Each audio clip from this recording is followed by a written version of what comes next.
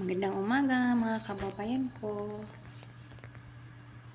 Andito po ako, naghihintay po ako sa madam ko kung kailan gumising. Punta kasi kami ngayon sa kabila sa nanay ng madam ko kasi huibis ngayon. So, doon kami. Magtapok-tapok man na sila kung ano na tuwing huibis. So, enjoy na naman kami mamaya. Yun lang, nakakawala din yung pagod pag may kasama kang mga Pinay. Ganon, magkukwentuhan, magtatawanan. Mag ano-ano kami doon. Kung ano-ano na lang kinikwentuhan. Basta masaya. Parang nakakalimutan mo yung, hindi mo maano yung pagod mo sa trabaho.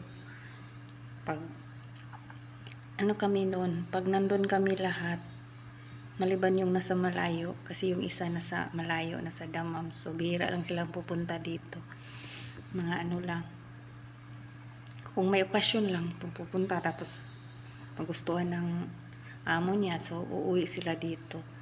So kami na nandito talaga, di ako, si Maya, si Bibi, si lima kami mamaya pag nandun kami. Yung kamay ko pinapawisan, basang basa. Ano kaya to, no? Pasmado. Sabi nila pasmado daw pag yung nagbabasa yung kamay. Ano kayang gamot nito?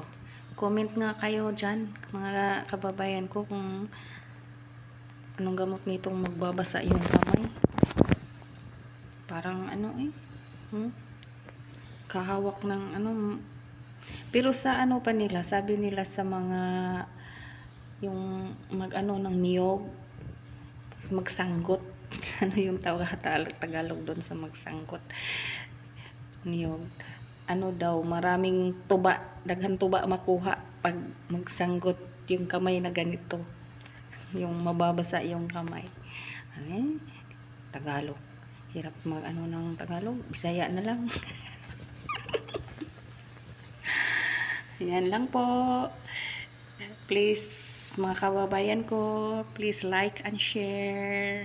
Comment down below kung ano yung gamot ng kamay na magbabasa. Ayun, nagbabasa na naman siya.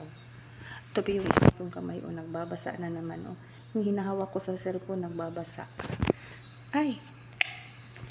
Salamat po. Bye!